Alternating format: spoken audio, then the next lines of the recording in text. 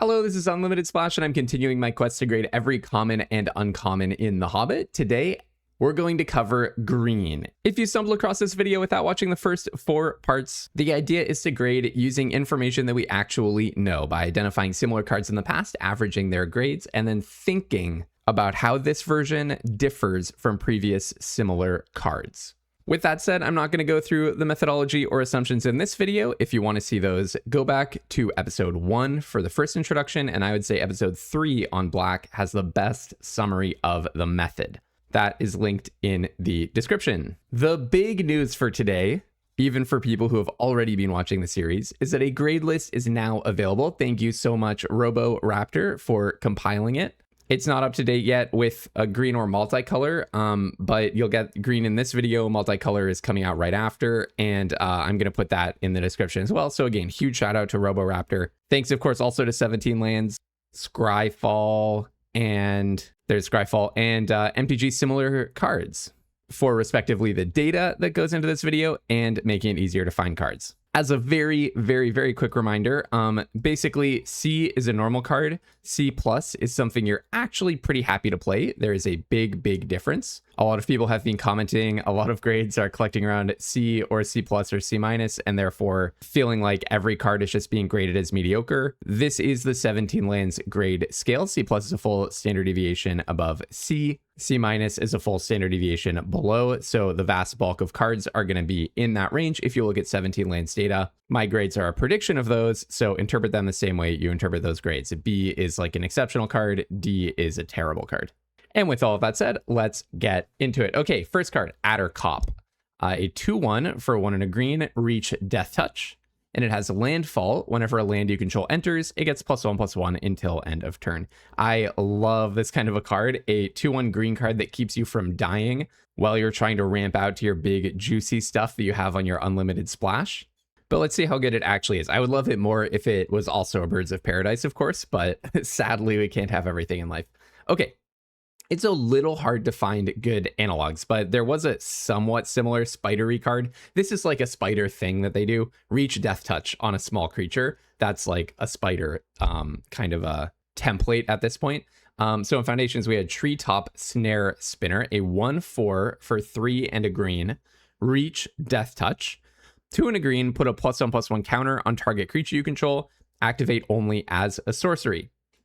So, a slightly scaled up version of this card, and it puts a counter on another creature rather than getting +1/+1 until end of turn on landfall. So more powerful effects. That was a C in Foundations. And remember, we really like to default to Foundations grades when possible because it was such a low synergy environment. It gives us a nice sense of how good the card itself actually is. It also reminded me of Walltop Sentries, a card that a lot of people kind of came up on, like wrote off at the beginning of Avatar and then sort of came up on as the set went on.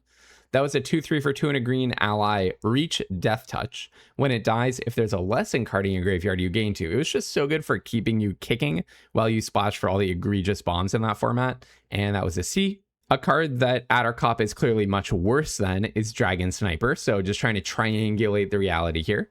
That was a 1/1 for 1 green, Vigilance, Reach, Death Touch from Tarkir Dragonstorm. Very good at killing the dragons. That was a B-. So taking it all together, N equals 3, minimum C, maximum of B-, median was C. To me, this looks like a classic C.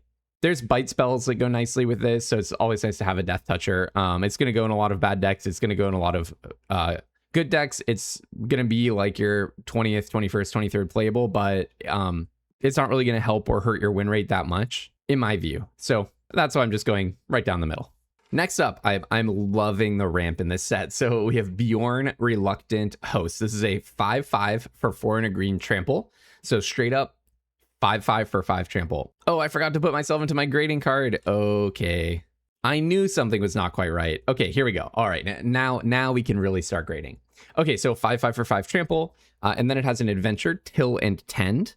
1 and a green, you may play an additional land this turn. Okay, so first off, I've advocated for thinking of an adventure as being kind of similar to do the effect draw a card, because they both leave you down net 0 cards, but you have to sink mana into them.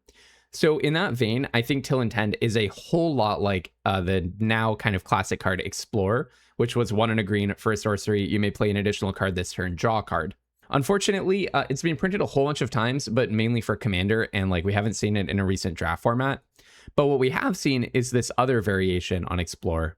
Beanstalk Worm was a 5/4 reach for 4 and a green, and it had Plant Beans, which is the same exact thing. 1 and a green for a sorcery, you may play an additional land this turn. That was a C-, but I will note 5/4 for 5 is worse than 5/5 for 5.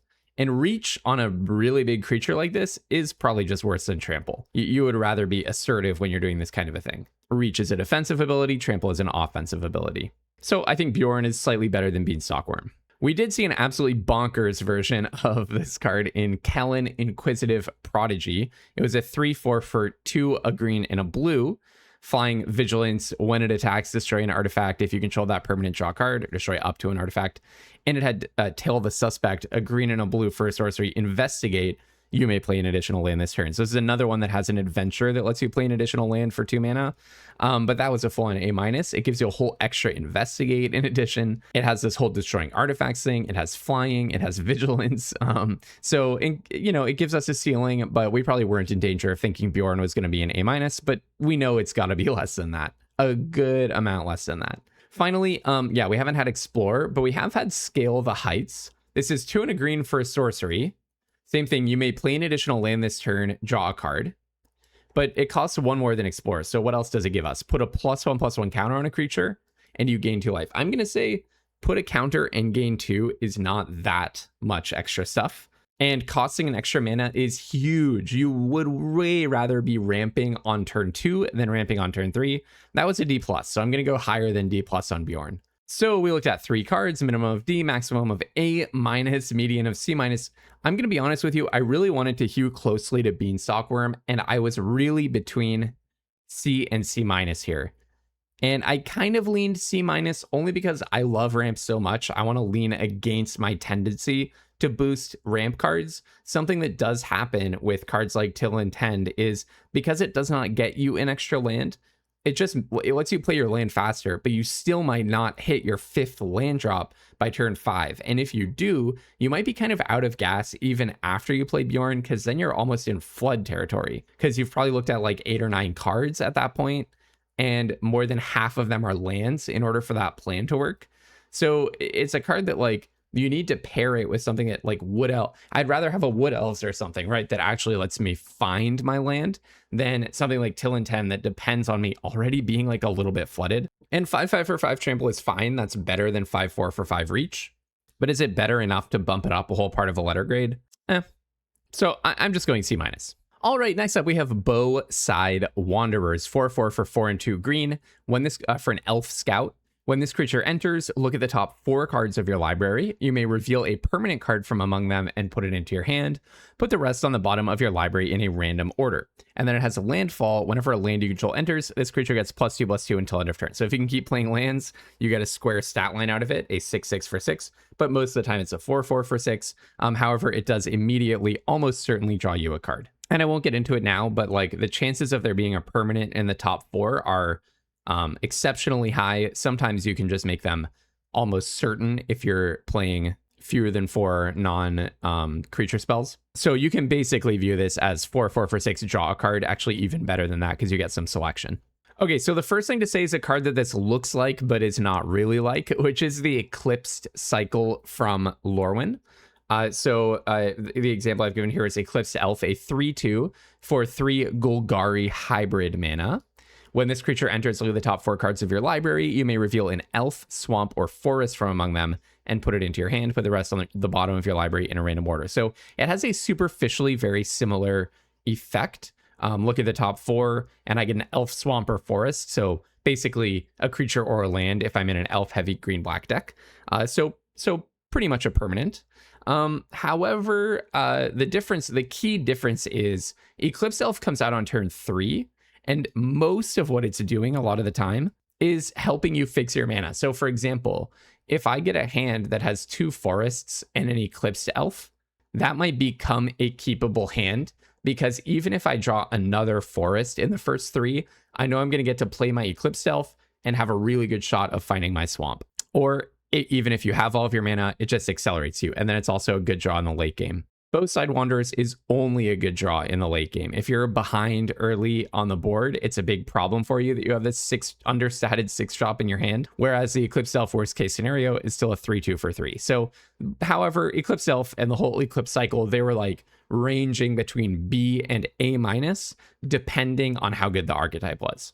Another example of that style is Contagious Vorak from Phyrexia All Will Be One, a 3/3 for 2 and a green. When it enters the battlefield, look at the top 4. You may reveal a land from among them and put it into your hand. Put the rest on the bottom in a random order. If you didn't put a card into your hand this way, proliferate. A few things to say about this. So it at first glance looks worse because you can only find a land. But the thing is, the fact that it's a 3-drop and can find you a land already just makes it, I think, a lot better than the Boughside Wanderers coming down on turn 6. Also, this proliferate thing was not nothing. There was an amazing, amazing Pro Tour game. After this, look up LSV versus Autumn Burchett. Seriously, Autumn Burchett's deck was incredible. They absolutely blew my mind of what was possible in All Will Be one of the all-time unlimited splashes for the history books. But Contagious Vorax Proliferate played a big role in that game. Let's just say that. Anyways, that was a B+, but again, 3-drop that finds your lands is the category here. I want to find the floor, and I was thinking about this card, Polygraph Orb, which what stands out in my mind is Marshall from LR kept bringing up this card as like unbelievable that anyone could possibly play it, but it did kind of look sweet on paper. But affectionately, I remember him just getting repeatedly so riled up at the idea that people could put this card in their deck. So this is a 4 and a black from MKM for an artifact. When it enters the battlefield, look at the top 4 cards of your library, put 2 of them into your hand and the rest into your graveyard. You lose 2 life, and then it has an extra fancy effect. 2 tap, remove a bunch of stuff from your graveyard. Each opponent loses 3 unless they discard a card or sacrifice a creature. Just a weird all-around card, priced in such a way that you could get an entire 4/4 out of it and have the same enters effect, basically. And that was a D+. So let's aim above D+. Another card that this put me in mind of, Stirring Honormancer. There's a question about, like, is 4/4 for 6 draw a card or select a card from the top actually good? Like, because we've looked at a bunch of cheap cards and they've been good, but I said it's because they're cheap. But what about like an expensive card that has a similar effect? So from SOS, we had this frankly better costed card, 2 and some combination of Orzhov for adding up to 5 mana for a 4/5. When this creature enters, look at the top X cards of your library, where X is the number of creatures you control. Put one of those cards into your hand and the rest into your graveyard. So the floor on this, basically, they could kill it while the enters triggers on the stack, so the floor is nothing. But basically the floor is like, it enters, look at the top 1 and get it. So like you draw 1. More of the time in Silverquill, though, this was closer to look at the top 4, pick 1 out of it. Importantly, though, you could put any one of those cards. It doesn't have to be a permanent. The stat line was better, though. You don't have to do landfall to get it closer to appropriate stats. A 4/5 for 5, whole heck of a lot better than 4/4 for 6. Stirring Honormancer was a straight up B-. I will also say, though, it wasn't the best archetype. If it had been a green card and nothing else had changed about the format, you know, you have to imagine it would have been a lot lower, although it's a good card, so I think it would have helped out green.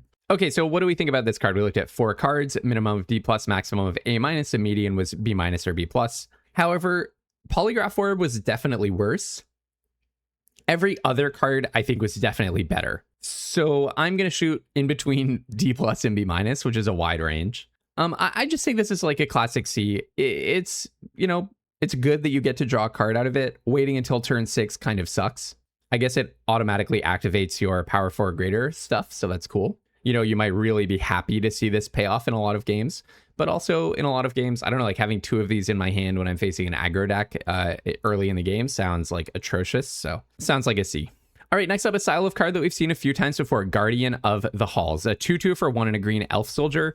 Trample, 5 and 2 green, put 3+1/+1 counters on this creature. Something really interesting that I like about this is it is not limited to only 1 activation. A lot of the time when we've seen this ability, you're only allowed to put the counters on it once. This one, you know, you can turn 7, you can make it a 5/5. Turn 8, if you have nothing to do, you can make it an 8/8 and so on. So just be aware of that. That's not a good strategy, but you know, sometimes if you just like kind of peter out and lose resources, like aggro versus aggro matchup, then hey, this is like a mana sink. But obviously you don't want to be sitting there paying 7 mana for 3/3 worth of stats too much. Okay, anyways, so we have seen this kind of thing before. Argothian Sprites in Brothers War was a 2/2 for 1 and a green. Can't be blocked by artifact creatures. 7 generic, put 2 +1/+1 counters on it. So I would say overall a worse card. I don't really care about the generic. By turn 7, I really should have access to 2 pips of what should be my main color if I'm playing like a 2-drop in that color. And it only gives you 2 counters instead of 3, and trample is going to really matter on a beater like this. And that was a C+ though. In Avatar, we had the Rebellious Captives, a 2/2 for 1 and a green exhaust, which you could only do once. For 6 mana, put 2 +1/+1 counters on this creature, then Earthbend 2. So it gives you an extra potential 2/2. That was a C, and I will say the Earthbending stuff really didn't work. So this was a C in spite of its archetype not really coming together.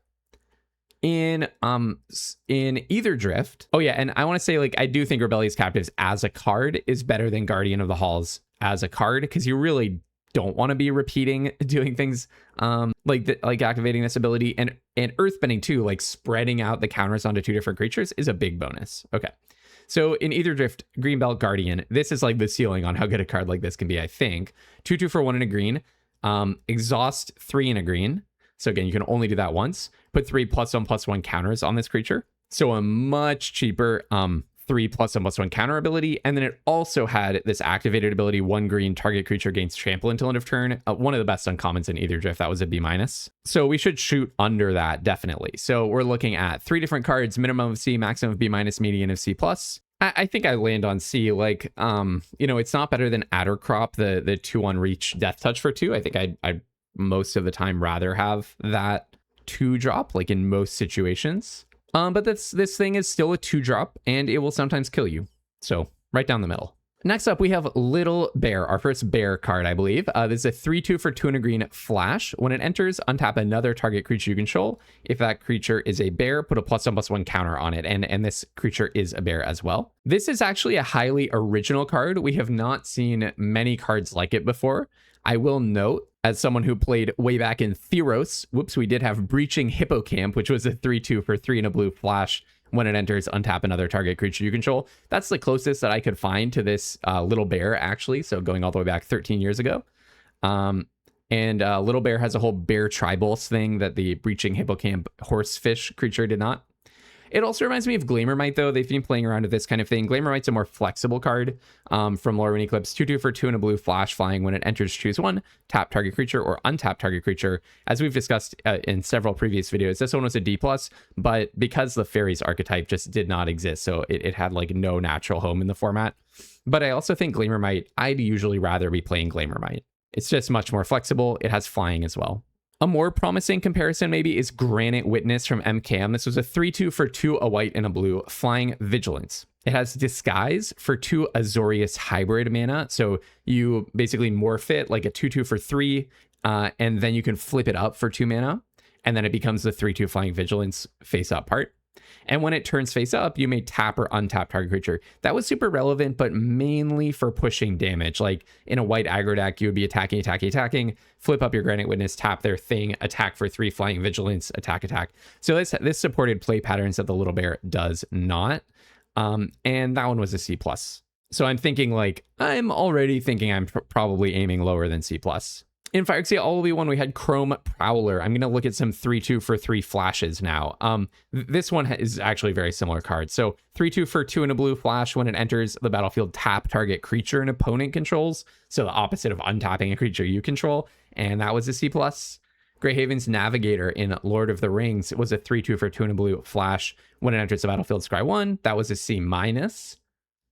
In Bloomburrow, we had Mouse Trapper, a 3/2 for 2 and a white flash. When it becomes a target of a spell or ability you control for the first time each turn, tap target creature and opponent control. So a more aggressively slanted card. That was a straight up D, but way harder to activate. It's not just on entry. Even more discouraging is Unrooted Ancestor from Tarkir Dragonstorm, a 3/2 for 2 and a black flash. 1, sacrifice another creature. This creature gains indestructible until end of turn. Tap it. So you have to sack a whole other creature to save your random 3/2. That was a straight up F. And then in Duskmourn, we had Appendage Amalgam, a 3/2 for 2 and a black flash. When it attacks, surveil 1. That was a D.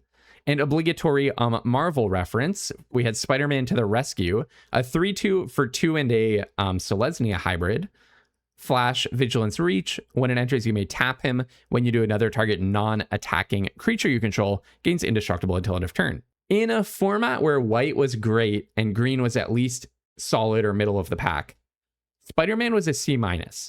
And it's like kind of an aggressive card, not super aggressive, but it's saving your other stuff in combat. So it's like combat oriented. The thing is, the reason that white was so good in that format is that it was getting so much good rate on small stuff, right? Not a lot of your stuff was worth saving, but also what all these data points are filling in for me is an intuition that I already had that's now getting confirmed, which is that 3/2 for 3 flash is a really bad stat line.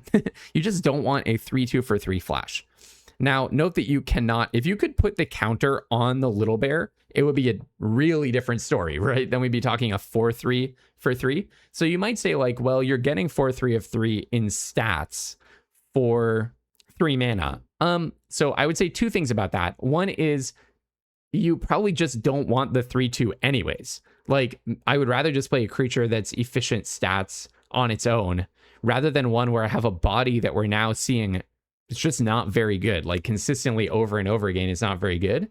And also, you know, a +1/+1 counter on an existing creature. The other thing is you do need to have a bear in order for that to happen. And I do not have that much confidence in this bears sub deck, to be honest. I would not go in day one trying to draft bears. That might be a like late September thing when we're messing around and the format feels, I never say solved, but like pretty well understood. So anyways, we looked at 8 cards, minimum of C, maximum of C+, median of D+ or C-.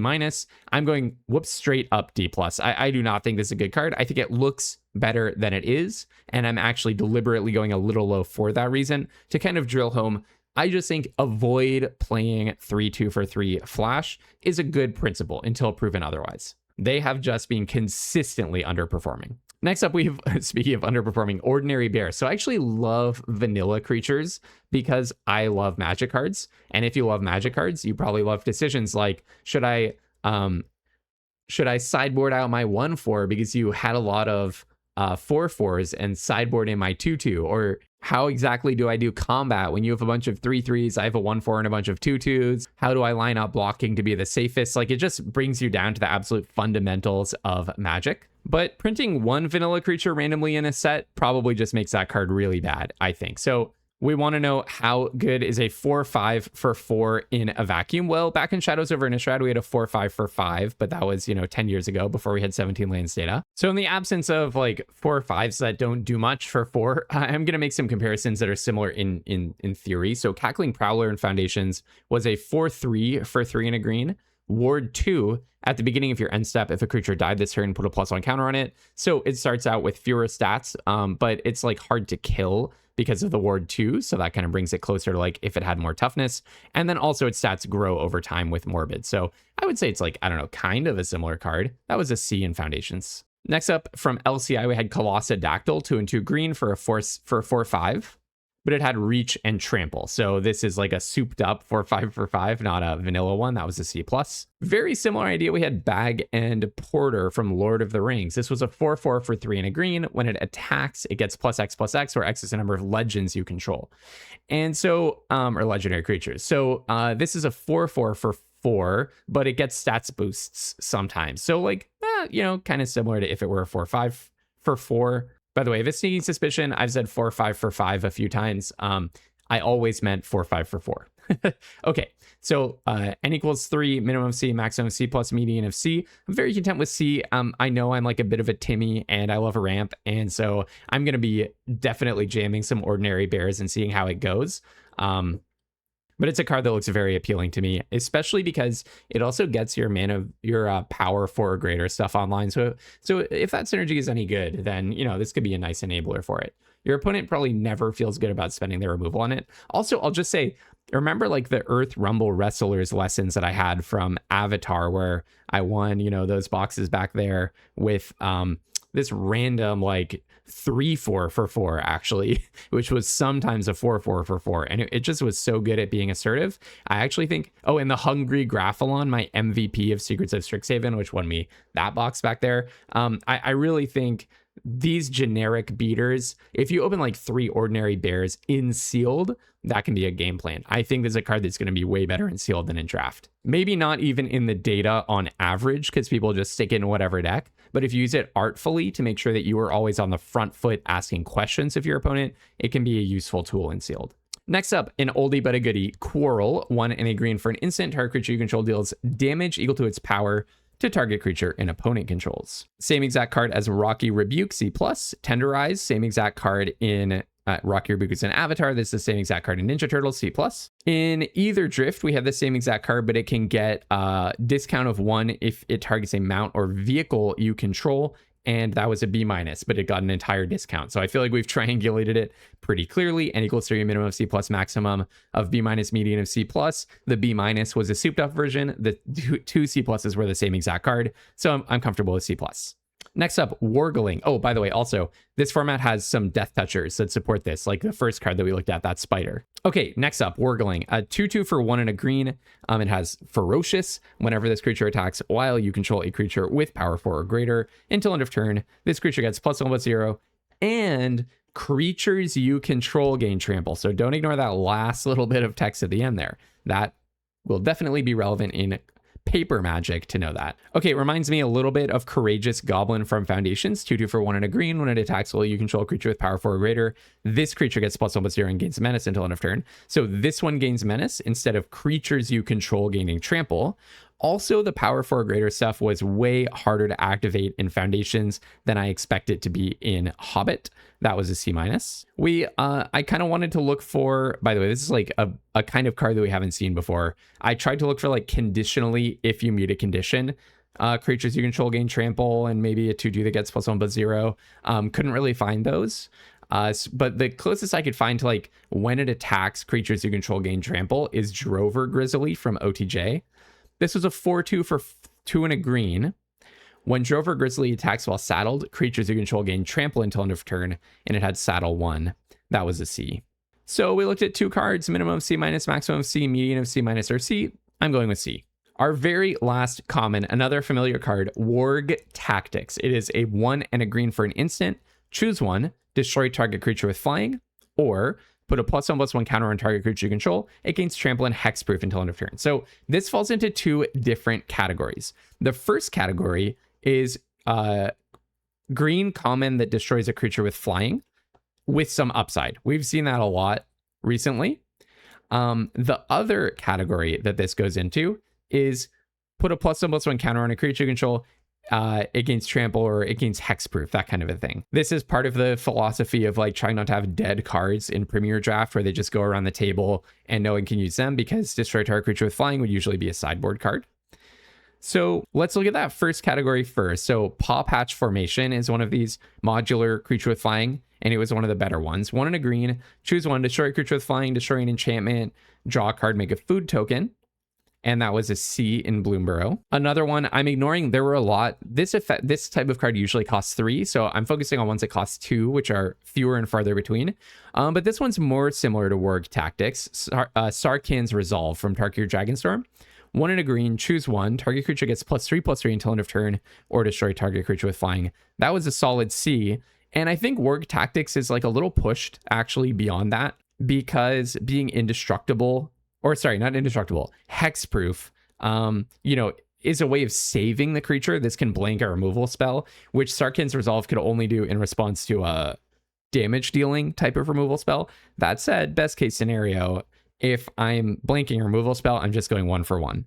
Looking at one more that is priced a little higher, we had Unforgiving Aim, 2 and a green, choose 1, destroy target creature with flying, destroy target enchantment, or make a 2/2 elf at instant speed and Lorwyn Eclipse. That was a D. Every mode overpriced, so I think we should shoot higher than that. And also it was in like the best archetype, so Okay, and then finally, just looking at the second mode for a moment, this is like a Snakeskin Veil variant, but an overpriced one. Snakeskin Veil was 1 green, put a +1 counter on a creature you control against hexproof. The idea is it can save a creature in combat by giving it that little extra +1. It can also save a creature from a removal spell. So this is like classic bomb protection. That was a C when we saw it in Foundations. We've seen it a few other times. It's usually like better than average. The thing is though, the fact that Snakeskin Veil only costs 1 green is a huge deal. All right, so all told, we looked at 4 cards, minimum of D, maximum of C, median of C.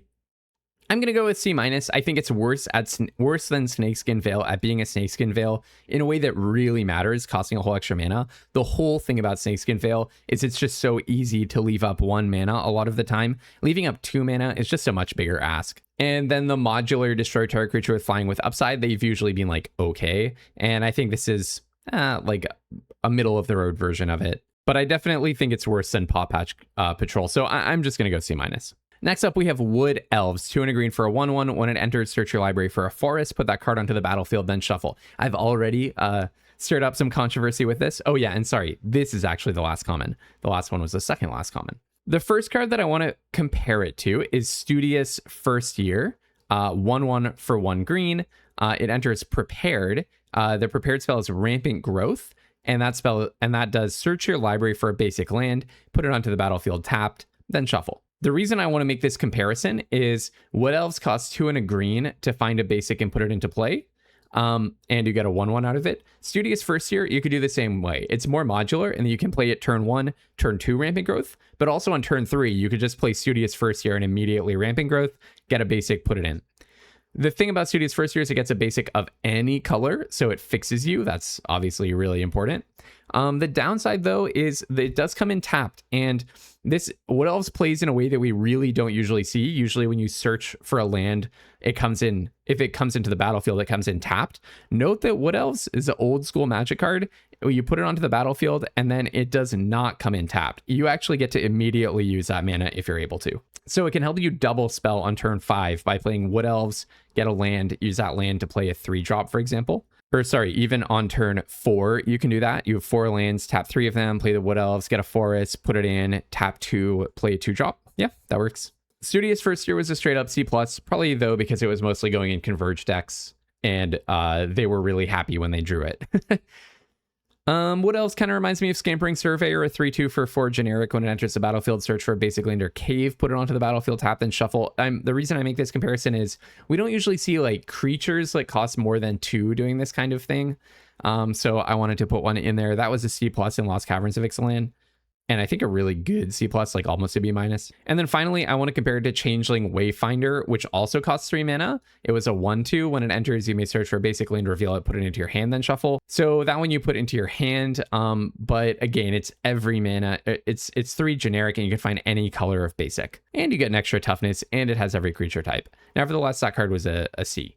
So we looked at 3 cards, minimum of C, maximum of C+, median of C+. My question is, how often are people going to put Wood Elves in decks that can benefit from Wood Elves? This is a card that needs to be matched with an appropriate plan. If you just put Wood Elves in any old generic deck, yes, it's good to hit your mana, but if you have like 3 Wood Elves and not enough top end cards, you're just going to peter out quickly. That's like playing 20 plus lands.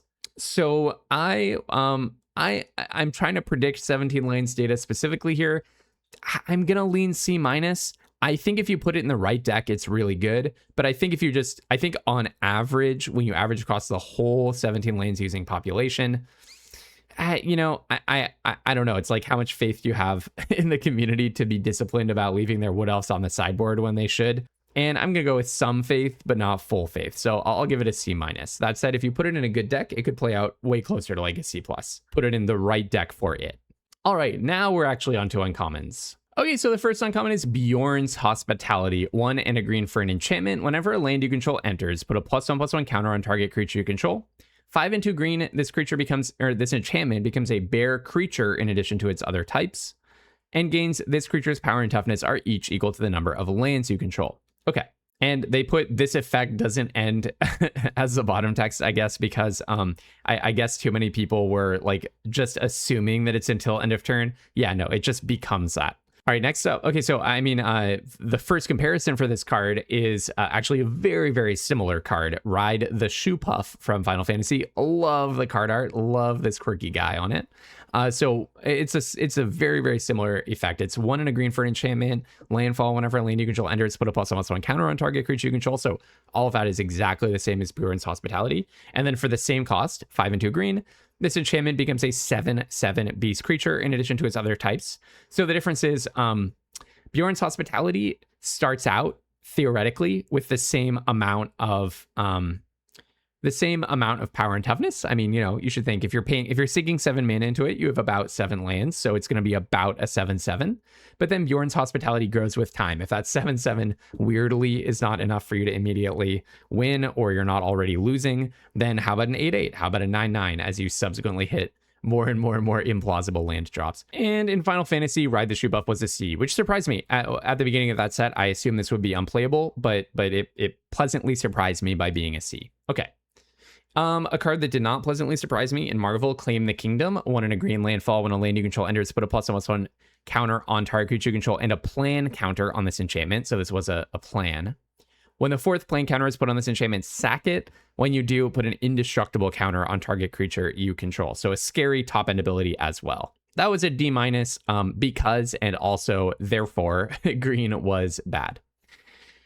We also had something kind of similar in Lord of the Rings. Again, there's another design where it feels like maybe they borrowed something or learned something from Lord of the Rings. So they had Shortcut to Mushrooms, 1 and a green for an enchantment. When it enters the battlefield, the ring tempts you. At the beginning of your end step, if a permanent you control left the battlefield this turn, put a +1/+1 counter on target creature you control. That was an F, maybe a bit too much of an exploratory design. So in Hobbit, they hewed closer to things that they've done before.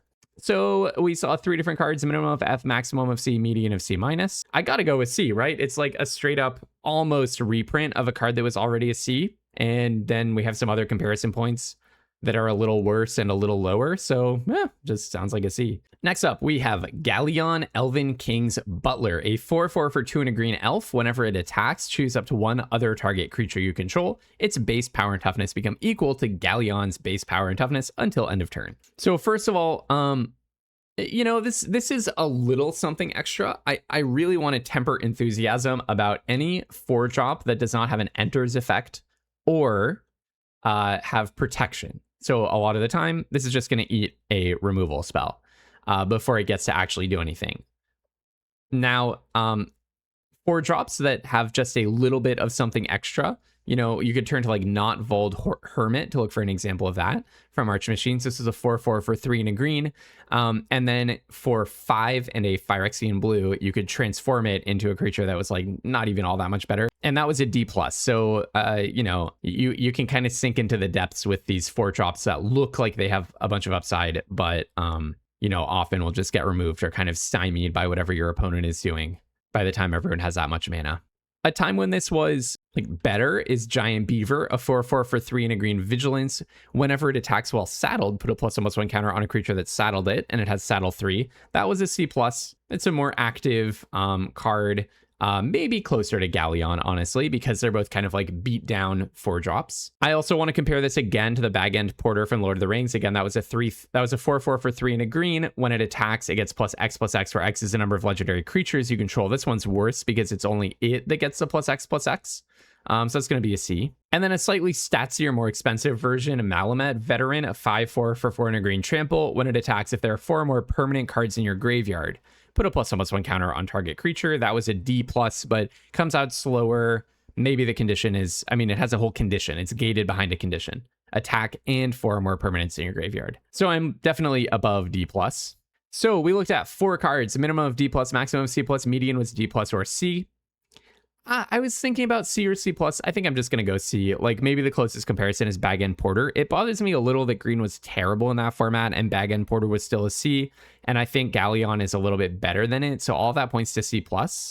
But I do think for this card to be really good, you just need a lot of things to go right. It needs to not get removed. It needs to be able to attack. You need to have another creature in order to buff that creature. That creature needs to be a creature that wouldn't already be able to comfortably attack, or you need to be really benefiting from the extra damage. All of it, putting all of this together, I'm just going to fudge it. I'm going to not fudge it up from C. Next up, we have Mirkwood Pathmaker, a star for 200 green. Its power and toughness are each equal to the number of lands you control. So this for me is a throwback to an absolute classic. Blanchwood Armor was an enchant creature from way back in the day. 200 green, enchanted creature gets +1/+1 for each forest you control. It actually was printed in Foundations, and it was a C- there, and that's as an aura. So that tells you how powerful this effect can be. It's just a lot of stats for 3 mana. In Edge of Eternities, we had Harmonious Grove Strider, a star for 3 and 2 green with Ward 2.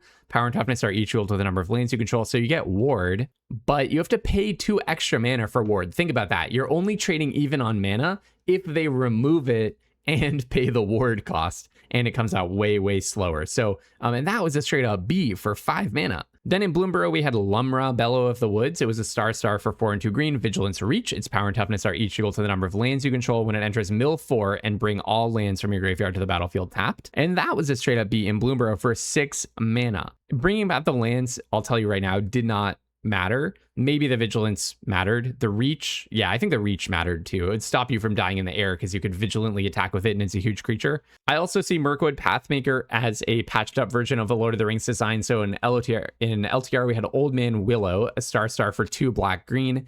Its power and toughness are each equal to the number of lands you control. When it attacks, you may sacrifice another creature or token. When you do, target creature an opponent controls gets -2/-2 until end of turn. That was a B-. I won't even say patched up, just a riff. And it was a B- in a pretty tough color pair in that format. So we looked at 4 cards, minimum of C-, but that was Blanchwood Armor, and this is clearly way better than an aura that gives something this effect. The maximum was a B. The median was either a B- or a B. I'll tell you honestly, I was back and forth between B+ and B. I honestly think this is so much stats for the mana. Yes, on turn 3, it comes down as a 3/3, but it's just a threat that has to be dealt with. Then it becomes a 4/4, then a 5/5, then a 6/6, and you never... What if it's like a, 3/3 for 3, flip a coin if heads, put a +1/+1 counter on it or something? I think this is like kind of a similar design to that. A little better because hopefully you're hitting your land drops more than half of the time for the relevant next few turns. I don't know. I just think this card could be part of a nasty, nasty curve out. So I think B+, uncommons really only rise to that when the archetype is also really good. So that remains to be seen. So, and that's the reason I'm going to go with B. If green is really good and this is part of really good curve outs, I could easily see it being a B+. I would be shocked if this were terrible. Another card I would be shocked if it were terrible, Nasty Little Rabbit, a 1/2 for 1 green. At the beginning of combat on your turn, if you control a creature with power 4 or greater, put a +1/+1 counter on this creature. The history of one power creatures for 1 that grow when you meet a condition is extremely encouraging. So in Bloomburrow, we had 1/1 for a Valley Might Caller, a 1/1 for 1 green trample. When another frog, rabbit, raccoon, or squirrel you control enters, put a +1/+1 counter on it. That was a B+. Next up in Duskmorn, we had Optimistic Scavenger, a 1/1 for 1 white. When an enchantment you control enters and when you unlock a room, put a +1/+1 counter on target creature. That was a B+. Lecturing Scorn Mage in Secrets of Strixhaven, a 1/1 for 1 black. When you cast an instant or sorcery spell that targets a creature, put a +1/+1 counter on it. That was a B-. Blazing Bomb from Final Fantasy, 1/1 for 1 red. When you cast a non-creature spell, if at least 4 mana was spent to cast it, put a +1/+1 counter on it, and then you can sack it to deal damage equal to its power to target creature. That was a B-, much harder to activate, but it has a nice second ability. One that kind of is a bit of an outlier, deliberately picked to get some diversity of like card types in here, is Aerial Doombot, or card styles. A 1/1 for 1 blue for flyer for 5 and a blue, put 3 +1/+1 counters on it and do that only once. So, it's like you have to sink a bunch of mana into it and you can do it only once. And the +1/+1 counters come only in chunks, like 1 chunk. So it's different in that way, but it also has flying. So that makes it better. That was a C+ though in Marvel. Finally, provocatively, I want to ask how different this is from like, the style of card that grows as you sink mana into it. Figure of Destiny being the classic. Here I've taken the example of Evolved Sleeper, a 1/1 for 1 black. For 1 black, it becomes a human cleric with base power and toughness 2. Then for 1 and a black, if it's a cleric, you can turn it into a 3/3. Then you can put a counter, draw a card, and lose a life. That card was a B+. It does give you a card back at the end, but you have to keep sinking mana into it. So it's actually worse in that sense. Not worse overall, but worse in a very meaningful way. So we just looked at 6 different cards, minimum of C+, maximum of B+, median of B- or B+. Again, I'm between B+ and B. I'm just going to go with B, but I will say this is the kind of a card that makes an entire archetype. If I can get 2 Nasty Little Rabbits and 2 of the 3 mana creature that grows, the Mirkwood one that we just looked at, Mirkwood Pathmaker, then like I'm in business. Then I'm just ramping and I'm going to be so happy. And the Mirkwood Pathmakers are going to turn on my nasty little rabbits when I get my 4th land. I mean, that this really is making me positive on green. Up until now, we had a whole lot of lower grades. These 2 uncommons feel very, very, very strong. All right, next card, Old Fat Spider, a 6/7 for 4 and 2 green. Reach, can't be blocked by creatures with power 2 or less. When it becomes the target of a spell or ability an opponent controls, draw a card. So we've actually seen that this is like kind of a familiar riff on some cards we've seen recently, which is like slightly overstated cards that have this ability when it becomes a target of a spell or ability an opponent controls, draw a card, and also some static like keyword ability. So one example is Cactarantula. This was a 6/5 for 4 and 2 green, so not quite overstated, but it costs 1 less to cast if you control a desert, which you almost always did. So really, it's like a 6/5 for 5. Reach. When it becomes a target of a spell or ability an opponent controls, you may draw a card. I'd say this is a very comparable card. It could get chump blocked and the Old Fat Spider couldn't. It had a little bit less toughness, but it might come down a little bit quicker. That was a C+ though.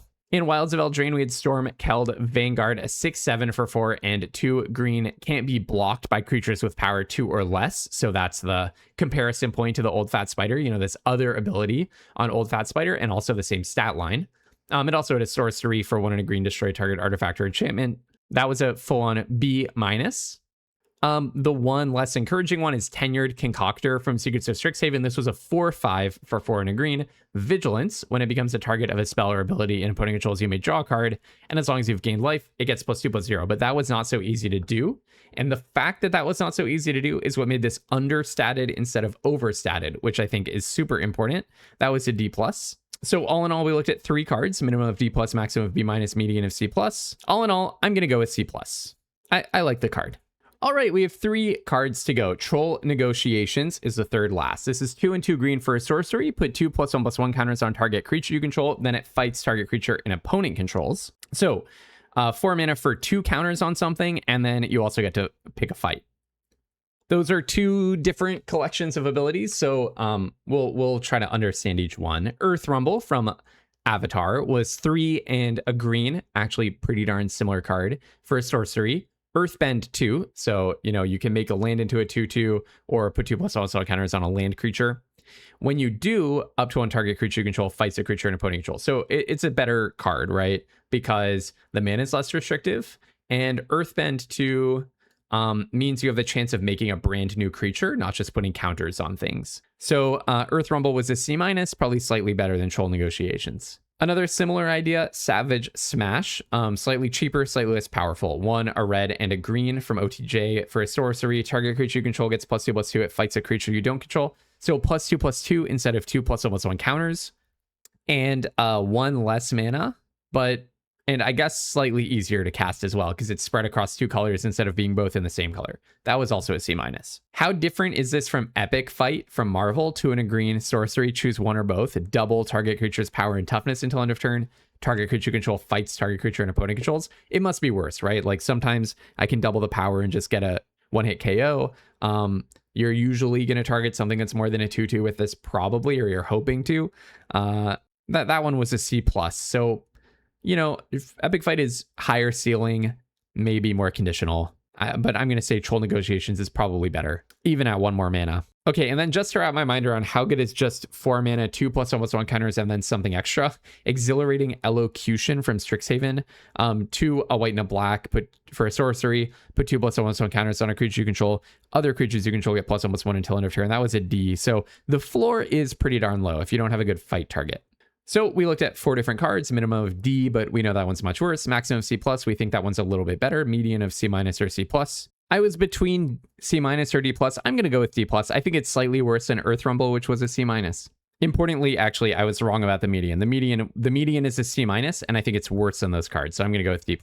Second last card, Winterland Scrounger. This is a 3/6 for 4 and a green. When this creature attacks while you control a creature with power 4 or greater, put a +1/+1 counter on each creature you control. Reminiscent maybe a little of Fellothar, Dawn of the Abzan from Tarkir Dragonstorm. 3/3 for Abzan colors, so 3 white, 1 white, 1 black, and 1 green. With trample, whenever it enters or attacks, you may sacrifice a non-land permanent. When you do, put a +1/+1 counter on each creature you control. So again, I was just looking for like conditional when it attacks, put a +1 counter on each creature you control, and like kind of hard to cast as well is an important part of this. I will say Fellothar has it as an enters ability. Wilderland Scrounger has it as only an attack ability. Sacrificing a permanent in that set didn't really matter that much. And yeah, that was a full-on D. Then we also had in Edge of Eternities at a more similar price point, Dawnstrike Vanguard, a 4/5 for 5 and a white, lifelink. At the beginning of your end step, if you control 2 or more tapped creatures, put a +1 counter on each creature you control other than this creature. That was a D+. And Agency Coroner from, so I was looking for a 3/6 for 5. I really wanted to find that as a comparison point. In MKM, we had Agency Coroner, 3/6 for 4 and a black. 2 and a black, sacrifice another creature, draw a card, and then if it was suspected, draw 2 cards instead. The reason I was hunting for a 3/6 for 5 is I suspect it's just a bad stat line. And yeah, that was a D. Its ability is also worse than Wilderland Scroungers, but it was a D. A more powerful 3/6 for 5 was Archmage of Runes from Foundations, 3/6 for 3 and 2 blue. Instant and sorcery spells you cast cost 1 less to cast. Whenever you cast an instant or sorcery spell, draw a card. That was a C+. And one last comparison I want to make is to Action News Crew, which I think in theory should be a much better card. So it's a 2/2 for 1 and a white Vigilance. It has channel 6 mana and discard this card. Put a +1/+1 counter on each creature you control, draw a card back.